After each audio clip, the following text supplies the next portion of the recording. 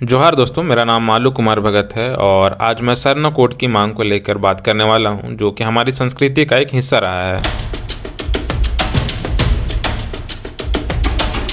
इस वीडियो में आज हम बात करेंगे सरना धर्म क्या है, क्यों सरना कोड की मांग हो रही है, क्यों अभी तक नहीं मिली है और हम अपने तरफ से क्या कर सकते हैं इसके लिए। इन सब मामले में मैं कोई बहुत बड़ा जानकार नहीं हूँ, बट जो कुछ पढ़ा समझा ऑनलाइन डॉक्यूमेंट्स आर्टिकल्स के थ्रू, उसी चीज़ों को मैं सरल भाषा में आपको समझाने की कोशिश करूँगा।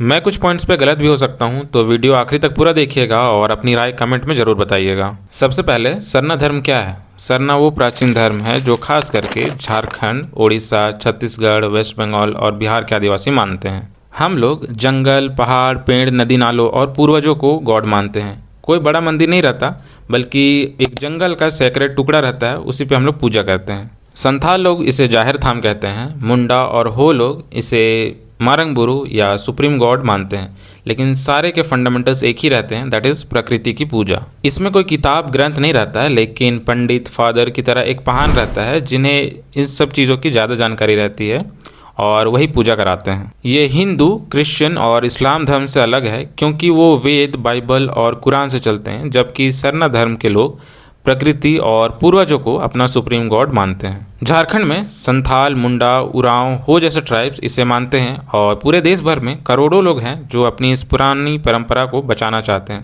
That is nature worshipping. दो एज पर कॉन्स्टिट्यूशन ट्राइबल लोग कोई भी धर्म मान सकते हैं, लेकिन बहुत से ऐसे लोग हैं जो दूसरे धर्म के टीचिंग्स को अपनाना नहीं चाहते हैं और अपनी एक अलग पहचान चाहते हैं। अब सवाल ये है कि मांग क्यों हो रही है। तो जनगणना में जब धर्म का कॉलम भरा जाता है तो अभी तक सिर्फ 6 ही कॉलम ऑप्शंस है, दैट इज़ हिंदू, मुस्लिम, सिख, ईसाई, बौद्ध, जैन।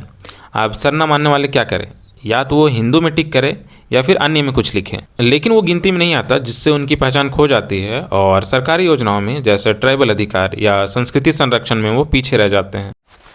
तो मांग ये है जनगणना में सरना को अलग कोड दी जाए, जिससे उनकी आबादी पता चले और उनकी संस्कृति भी संरक्षित हो सके। ये मांग तो वैसे सालों से चल रही है, लेकिन 2020 में झारखंड विधानसभा ने इसे पारित करके केंद्र को भेजा है। अब 2026 में जनगणना होने वाली है, जिसमें लोगों का कहना है कि अगर उन्हें अलग धर्म कॉलम नहीं दिया गया तो उनकी पहचान मिट जाएगी। एक अनुमान से देखा गया है कि पूरे देश भर में लगभग 5 करोड़ से ज़्यादा आपके प्राकृतिक पूजक हैं, जो कि सिखों और जैनों से भी ज़्यादा है। तो ये मांग कहाँ अटकी हुई है। झारखंड सरकार ने इस रेजोल्यूशन को पास करके केंद्र सरकार के पास भेज दिया, लेकिन केंद्र सरकार की ओर से अभी तक उस पर कोई भी एक्शन नहीं लिया गया है। रजिस्ट्रार जनरल ऑफ इंडिया और सेंसस कमीशन तय करते हैं कि नया धर्म कॉलम ऐड होगा या नहीं, लेकिन अभी तक इस मामले में कोई भी प्रतिक्रिया उनकी तरफ से नहीं आई है। 2025 में इसके लिए बड़े प्रदर्शन भी हुए दिल्ली में। ट्राइबल संगठनों ने राष्ट्रपति को मेमोरेंडम दिया, लेकिन अभी भी ये पेंडिंग है। रीज़न पॉलिटिकल हो सकता है या वोट बैंक की बात हो सकती है। बहुत से लोगों का ये भी कहना है कि ये हिंदू एकता को तोड़ सकता है, लेकिन उसमें ट्राइबल्स का कहना है कि ये उनका अधिकार है और संविधान में सभी को धर्म की आज़ादी है। मांगे चल रही है, लेकिन इस पर अभी तक कोई ऐसा बड़ा अपडेट नहीं आया है। अब जानने की कोशिश करते हैं कि अलग ट्राइबल रिलीजन कोड या सरना कोड कैसे दिया जा सकता है। भारत की जनगणना में नया धर्म का कॉलम ऐड करना केंद्र का फैसला होता है। सिख, बौद्ध, जैन को पहले अलग कोड मिला क्योंकि उन्होंने आंदोलन किए, संसद में बात हुई, फिर वो लागू किया गया। 1950 से 60 के दशक में वो हिंदू से अलग हुए, तो मुझे लगता है सरना के लिए भी ऐसा कुछ हो सकता है। अगर सरकारें चाहें तो सेंसस फॉर्म में 7वां कॉलम ऐड कर सकती, और ये चीज़ पॉपुलेशन पे डिपेंड नहीं करती, क्योंकि 2011 सेंसस के हिसाब से जैन 0.4%, बौद्ध 0.7 और सिख 1.7, लेकिन उन्हें अलग धर्म कॉलम मिला है, जबकि ट्राइबल पॉपुलेशन 8.6%, लगभग 10 करोड़ से ज़्यादा है।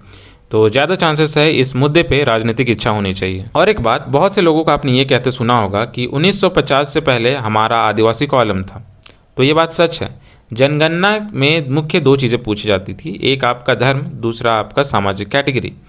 आदिवासी वाले सेक्शन में नाम लिखने से आप एसटी लिस्ट में काउंट तो होते थे, लेकिन धर्म वाले सेक्शन में या तो आप हिंदू लिखते थे या फिर वो खाली रहता था, मतलब पेपर पे आपकी धर्म की पहचान गायब रहती थी। लेकिन क्या बेहतर तरीका है ताकि मौजूदा ट्राइब्स में कोई टेंशन ना हो, क्योंकि मिनिस्ट्री ऑफ ट्राइबल अफेयर्स की रिपोर्ट देखें तो पूरे देश में लगभग 705 शेड्यूल ट्राइब्स हैं और हर एक की अपनी अलग पूजा है। जैसे नागालैंड में नागा, मध्य प्रदेश में गोंड, गुजरात में भील। सरना कोड के अलावा असम में बोडो समुदाय के लोग बाथो धर्म की मांग कर रहे हैं और अरुणाचल प्रदेश में डोनी पोलो। अगर सिर्फ सरना कोड दिया गया तो बाकी कहेंगे हमारे लिए क्या, तो बेटर है अम्ब्रेला कोड दिया जाए, जैसे कि ट्राइबल रिलीजन या आदिवासी धर्म, उसके अंदर सब कोड जैसे सरना, डेरी, सैरिम ये सब ऐड किया जा सकता है। इससे सबकी पहचान बचेगी और एक साथ ट्राइबल आबादी की पावर्स बढ़ेगी, ना कोई लड़ाई झगड़ा, ना कोई टेंशन। दूसरे देशों में भी ऐसा ही होता है, जैसे ऑस्ट्रेलिया में अब ओरिजिनल स्पिरिचुअलिटी करके एक कॉलम बनाया गया है आदिवासियों के लिए। वैसे तो ऑस्ट्रेलिया में 250 से 300 छोटे छोटे ट्राइबल ग्रुप्स हैं, जैसे टॉरस स्ट्रेट आइलैंडर्स, वरालपिनी और वीरामुरी एक्सेट्रा। वहाँ 2016 के सेंसस से पहले तक कोई भी अब ओरिजिनल रिलीजन का कॉलम नहीं था। लोग या तो क्रिश्चियन लिखते थे या नो रिलीजन। फिर वहाँ के ट्राइब्स ने सरकार से मांग की कि उनकी लैंड वर्शिप को अलग दिखाया जाए। फिर 2021 के सेंसस में पहली बार उनको अलग कॉलम दिया गया, नाम था अब ओरिजिनल स्पिरिचुअलिटी। लेकिन फिर भी सारी चीज़ों को देखते हुए कुछ लोग अगर जिद में अटके हैं कि सरना कोड ही चाहिए, उसके अलावा और कुछ नहीं चलेगा, तो 2020 में झारखंड असेंबली ने जो सरना कोड की मांग को केंद्र के पास भेजा है वो फिर से रिजेक्ट हो सकता है। अब मैं क्यों कह रहा हूँ, क्योंकि 6 अक्टूबर 2015 को देव कुमार धान, वीरेंद्र भगत और आदिवासी सरना महासभा के कार्यकर्ताओं ने एप्लीकेशन दिया गृह मंत्रालय को सरना कोड लागू करने के लिए। लेकिन 12 नवंबर 2015 को स्पेसिफिक सरना कोड की मांग को रिजेक्ट कर दिया registrar general of India office ने। सिंस ये रिजेक्शन वाली इंटरनल डॉक्यूमेंट है तो ये आपको पब्लिक प्लेटफॉर्म्स जैसे सेंसस ऑफ इंडिया वेबसाइट या फिर मिनिस्ट्री ऑफ होम अफेयर्स के पोर्टल पे नहीं मिलेगी। अगर आपको इसकी ऑफिशियल कॉपी चाहिए तो आप फाइल नंबर 16/2/2010 RSS और डेट 12/11/2015 की रेफरेंस से RTI फाइल कर सकते हैं। और एक पॉइंट मैं आप सभी को बताना चाहूँगा कि 2015 में जब सरना कोड की मांग हो रही थी तो RSS के डॉक्टर कृष्ण गोपाल ने यह कहा था कि सारे ट्राइबल्स हिंदूस हैं और सेपरेट सरना कोड की मांग असंवैधानिक है। इसी विचारधारा को आगे बढ़ाते हुए 2015 में union tribal affairs minister Jual Oram ने एक स्टेटमेंट दिया था पब्लिकली कि जो भी प्रकृति की पूजा करते हैं वो हिंदू होते हैं। इसी स्टेटमेंट को लेकर उन्हें काफ़ी बैकलैशेस मिली ट्राइबल ग्रुप से, इंक्लूडिंग द आदिवासी सरना महासभा। लगभग 300 ट्राइबल्स ने काले झंडे और बैनर्स के साथ उनके इस स्टेटमेंट का विरोध किया और उनसे माफ़ी की मांग की, क्योंकि उन्होंने ट्राइबल्स के सेंटिमेंट्स को हर्ट किया। इससे रिलेटेड रिसेंट न्यूज़ ये है कि 16 जनवरी 2026 को AIPF all India people's front के लीडर्स ने ट्राइबल रिलीजन कोड को इंक्लूड करने के लिए प्रेसिडेंट द्रौपदी मुर्मू को मेमोरेंडम सबमिट किया है।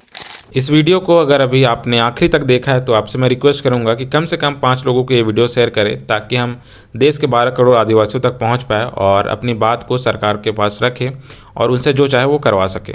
धन्यवाद।